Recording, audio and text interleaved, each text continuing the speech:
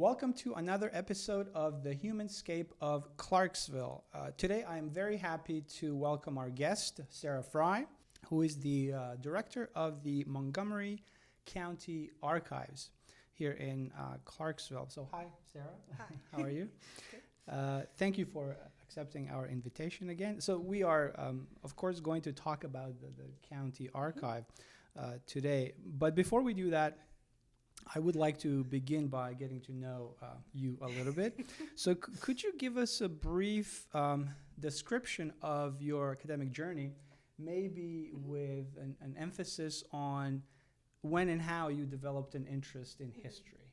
You can begin there. Yeah, I think I've always been a little bit interested in history, but the one thing that stands out the most is kind of like the first thing that really got me interested was fourth grade trip to DC, going to all of the Smithsonian museums and seeing everything on display and looking at things that like people that you read about in textbooks, like they touched those things, they interacted with them, and that's the stuff that we're reading about now that's shaped, who we are today. So that's really kind of the first thing, I guess. Enjoyed all my history classes in school, and then I got to college and was trying to decide what I wanted to do and didn't really know, so knew I didn't want to teach, and that's the thing you hear about history. If you go into history, you're going to be a teacher, or what else are you going to do? So I hedged my bets and decided to do a psychology degree for my undergraduate degree. Like, I can do something with this. And then when I graduated, I spent several years doing financial aid consulting, which I know is kind of a weird, out of left field sort of thing for a history person to do. And in the middle of that, just decided I really wanted to go back to what I loved. So I started looking at graduate programs. I started at the University of Central Florida as a master's student in history. Took a public history class while I was there and absolutely fell in love with the idea of it. I'm like, this is it. This is applied history. This is what I want to do. And then sadly, after a year of school there, my husband got a job here in Clarksville, which is great, but it meant moving. So I had to transfer and wound up working out really well. Got to go to Middle Tennessee State for their public history graduate program, and then fell in love with archives there. So. Okay, well, very good. That's the next thing that I wanted to ask you about.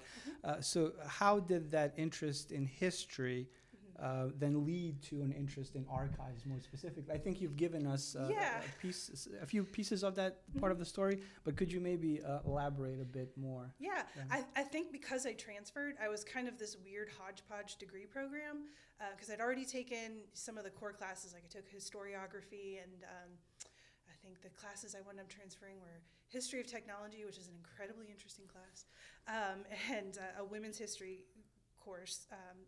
Those all transferred in. So they were trying to make a degree program for me, and it was like, all right, well, I guess I just sort of have to take what's available.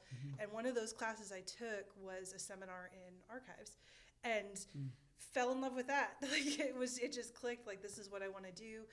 We got some practical experience. That was one thing that was really great about the degree program I did, was a lot of hands-on applying theory and seeing what it's actually like to do it in the real world. And then from there, that was it. That's what I wanted to do since. That's the first job I got out of graduate school, was in archives, and that's where I think I want to be. Okay, very good. Well, now let's talk more about the county archive itself. So could we begin with maybe a brief history of the archive, kind of in a nutshell, if you could give us that? Yeah, so the archives was founded in 1995, so we're not really that old. And it started in the basement of the courthouse.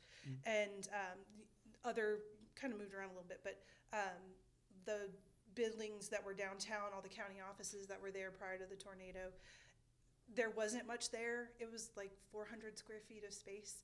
I think we had some deed books and marriages and maybe some court records, I think. That was all that was there. And that's how it was for several years. It was just sort of a tiny little department that didn't get a whole lot of attention. People didn't know it was there. People still don't really know we're here. And then the tornado hit, and all of a sudden, everybody had to move, including the archives. All of those buildings were damaged to the point that they were uninhabitable. What year was that? 1999. Sorry, yeah. And, on top of the archives having to move, which led to us getting a larger space, all of these other departments were also moving, and all of a sudden they're realizing, oh, we have all these old records that we don't access. We have to keep them. but we don't really need them in our office. So there was just this flood of records transferred to the archive. So really after that is when it really started to grow. We've moved around several times, lots of temporary homes, moved into our facility that we're in now. I think we moved in there actually in 2001, but they had to renovate it a few times, so we weren't really fully there until 2004. And that's where we've been since then. We've got a nice large facility for lots of different types of records now. And in the course of all of that, we've kind of expanded. So we've got county records. Most of the departments within the county, there are 42 departments. Most of them have some records at the archives, maybe not a ton, but they have some. But we've also got the extra space has given us the opportunity to expand and collect other things that aren't necessarily county records, but that are relevant to Montgomery County history. So things like family papers and historic photographs, manuscript collections. Yeah. Well, another perfect segue, because that's the next question.